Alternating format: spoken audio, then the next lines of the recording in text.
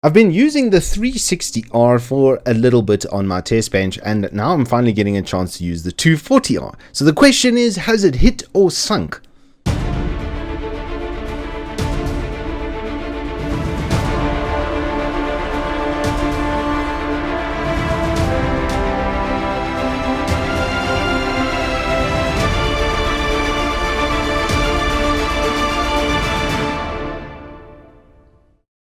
Good afternoon, welcome back to Turbo Tortoise Tech. My name is Wookie Triple XL.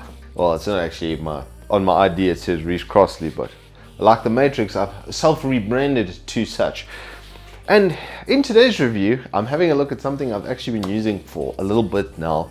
It's the Mag 360R Coreliquid series, which has come out from MSI. They've created their own water cooling kit, and honestly, they actually have. It's not like it's an Acer Tech rebrand that they're doing over here. They've done something quite unique and different. But for me, it's similar to most water cooling kits. You get 3 nice RGB fans, comes with the appropriate bolts and that sort of stuff. Everything's quite nicely finished, quite good quality, nice rubberizing on the fans themselves.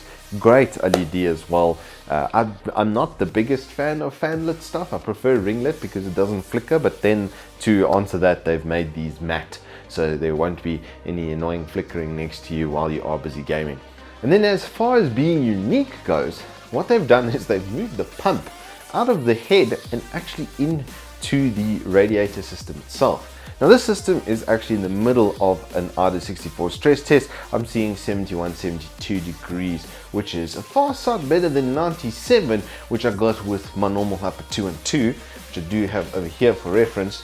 I've got the Hyper 212 Black Edition, which I use as my base point reference cooler. It's not the newest design ever, it doesn't have the most surface area, but at the price and the performance, it's very, very good, especially for 6-core and 8-core processors. But underneath this beast over here is a 10900K, which is a 10-core wattage guzzler, to say the least. and a rendering workload to be at 71, 72 degrees with basically no audible fan curve. I mean, even if I walk over here and I use my microphone, as it were, right next to it, you'll hear it's a breeze. It's actually quite a breeze that's coming out of there at the moment. It's not too loud.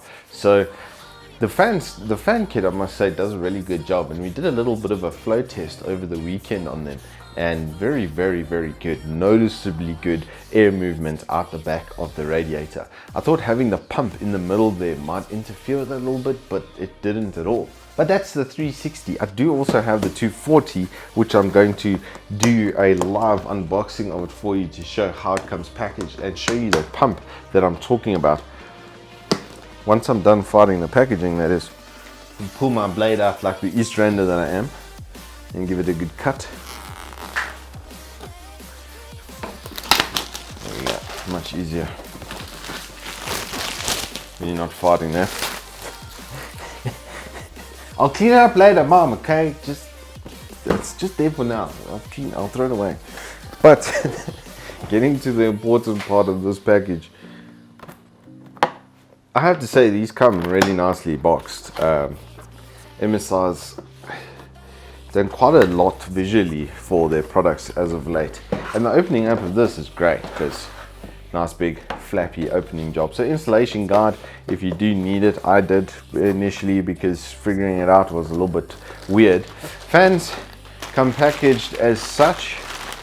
They do have little funny blades on the edges of them, which I thought was going to increase the noise overall of them, but it doesn't. Usually the more edge you have on a blade, the worse it gets. But as I said, it's that lovely matte finish. So there's going to be no flickering from the LEDs. And then it's a 2-cable system as per normal, where you've got your addressable header and then your 4-pin out of the fan itself. And then they do come with 2-in-1s, and then these actually can daisy chain into each other, which is I think quite a nice touch. There's a lot of cables as well. I think the market in general is going to move away from these, but nothing out of the norm for the time being. And these are dual ball bearing fans as well, so they should have some pretty good lifetime. The next thing that comes out of the box is the connecting goodies. For the 240mm, you've got AM4 support. You do have 2011 and 2012, or 2011 V3, sorry, I forgot how Intel was doing their thing, but LJ1366 is also covered. So this will be able to do almost all of the Intels on desktop. The 240 isn't TR4 compatible, so it's not going to be able to do Threadripper stuff, but the 360 is, and it does come with the appropriate brackets and connectors. I've opted to not use the included thermal paste because I always test with the same stuff. I use Master Gel series from Cooler Master because I want everything to have the same sort of thermal efficiency when it comes to thermal paste testing, so we can see what the cooler's performance is like and not just what the included package performance may or may not be. I don't think you need that on a day-to-day basis. You're probably going to drop 3 degrees buying 100 Rand or 120 Rand Cooler Master thermal paste and not spending 500 bucks. But Cooler Master is very generous and kind enough to give me samples. So for testing, I always test open air test bench and then with the Master Liquid Gel. Now, one thing that's actually quite important to note today is that it's actually quite warm. It's about 22 degrees. I'm actually in shorts and slops at the moment. That's how warm it is here in the studio. So normally when I test, it can be a little bit cooler. And this thing is peaking at about 73 degrees on a 10900K in IDA 64. And how long have we been going now? 11 minutes, 40 seconds. So 360 more radiator cooling. Doing a damn good job, and I'm going to be using it to overclock this platform, which is the 3080 plus the 10900K. So I'm going to do a little video on overclocking. I've already done all the stock bench testing, and in gaming you're looking at mid 50s with this sort of cooler, so that's quite chilled. It's chilled enough to do some overclocking. But finishing up with the package on hand at the 240mm, I want to show you on this radiator what they've done, or on this pump setup, because this one is unthermal pasted and well, not connected, so I can do this quite easily. If you look on in the mid here, there is the pump itself. It actually sits in the middle of the radiator. Now, something that's quite cool about this is if you were to top mount, then your low point for your air is going to be sitting on top there. Because of how it's pumping in and out, like on the bottom section here, your air would sit on top. Because Gamers Nexus did quite a good job on it recently, where he showed that if your pump is at the low point in your system, that air builds up in the top here, and then you actually hear it going through and cycling through, and that's a bad thing because it's going to damage your pump. I haven't heard these pumps at all. Even in this orientation with it standing upright, there's absolutely no problem. And I think that's just due to how it's been made and the pump location, but a lot of people want to do their system builds with their pump sitting in the top, sort of facing down like that, and this actually gives you the capacity to do that. Really nice copper bottoms on these guys as well. And then the pump head itself, you can actually rotate the dragon emblem. So if you want it in a certain rotation, right, let me just get a hold of this.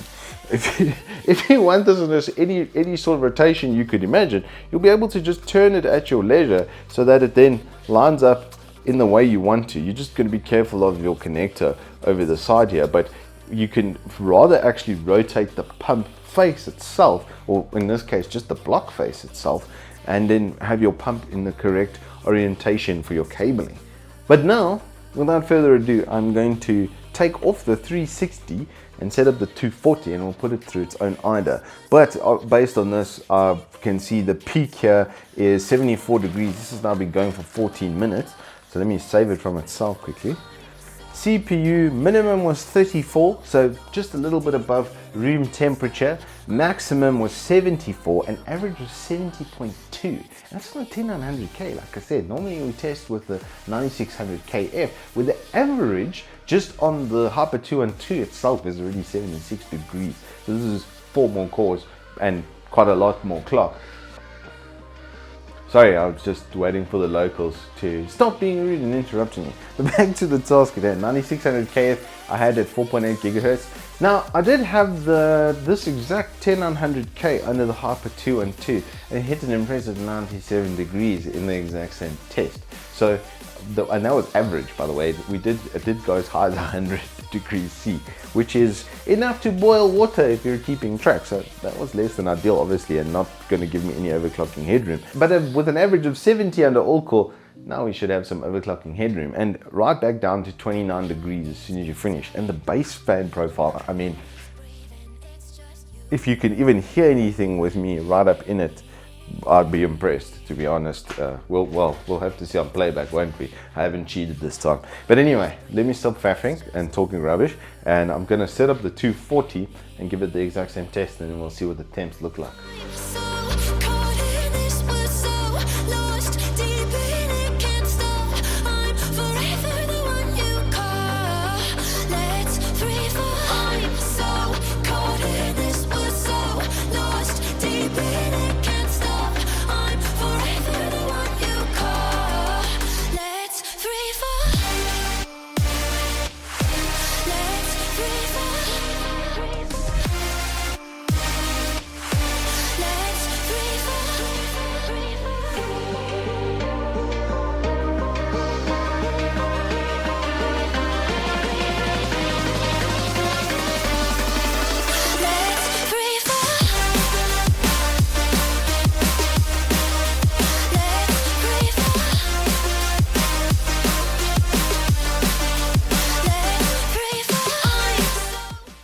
Okay, so we've got a 240mm now set up.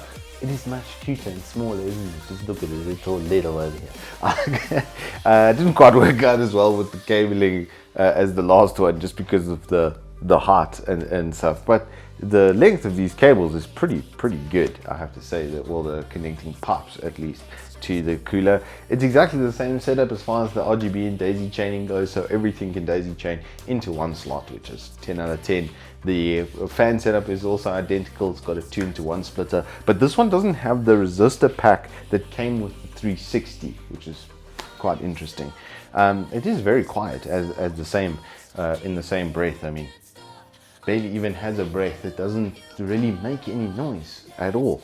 But now we need to do a temperature test. So I'm going to give it the exact same run. We're going to go for 10 plus minutes of RT64 so that it completely heat soaks the system, and then we'll have to see. It is running at 27 right now, so I think on idle it's pretty much identical to the 360, so there's no issues with thermal paste. And once again, like I said, I am using Master Gel, which I put on all of the CPUs. So without further ado, I think it's time to try and break a PC. A few moments later. Okay, so we're back. Coming up to 13 minutes on the test, and the average at the moment is 73.7. It is getting a little bit warmer as time goes on. Peaks are obviously a little bit higher as you would expect, but I thought this would go closer to 80. It is, however, producing quite a lot of fan curve to keep the temperature. If I get quite close, you'll notice that, yeah, I can hear it from here even. There's a bit of a whirring that's going on, whereas compared to the 360, it was more of a light hum. So I think if you maxed out if the fan curve was quite as high as it is here, it might be a little bit better.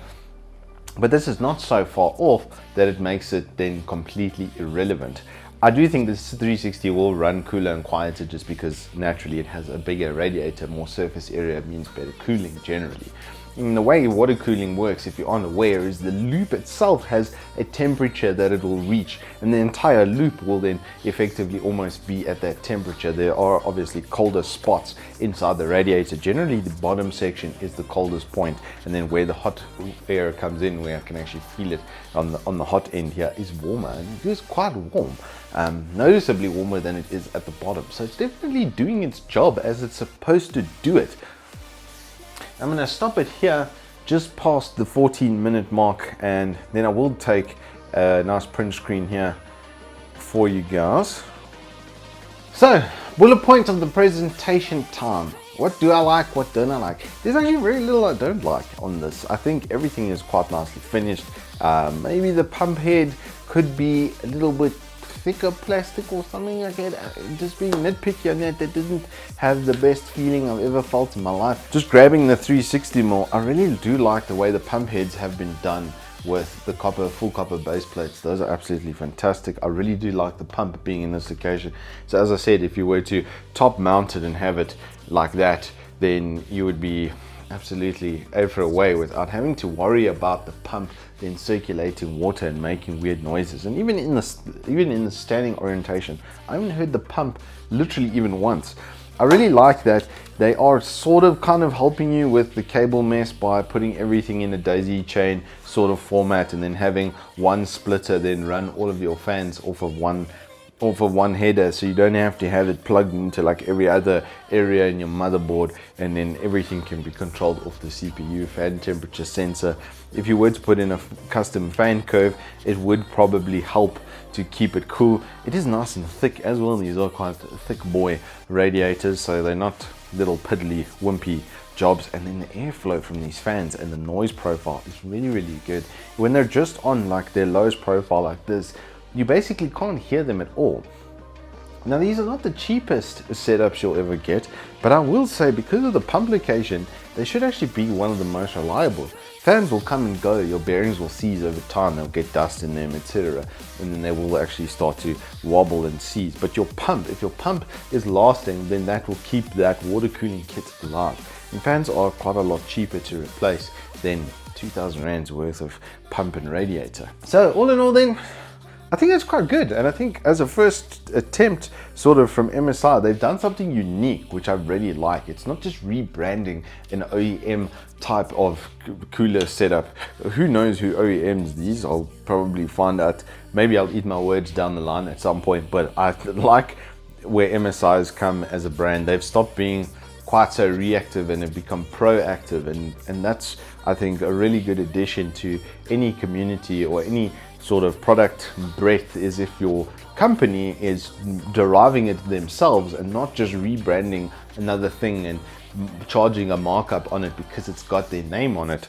Then that's quite cool, that the fact that it is actually a unique product. But for my next trick, I'm going to be putting the 360 back on and doing some 10900K 3080 overclocking what should be technically, okay, it's not the 3090, that didn't overclock much anyway, but that is in reasonable terms the most powerful gaming PC you can buy today. So until then, I hope you guys stay safe, keep well. If you have enjoyed this review, do hit us up with a like and subscribe, and I'll see you on the flip side.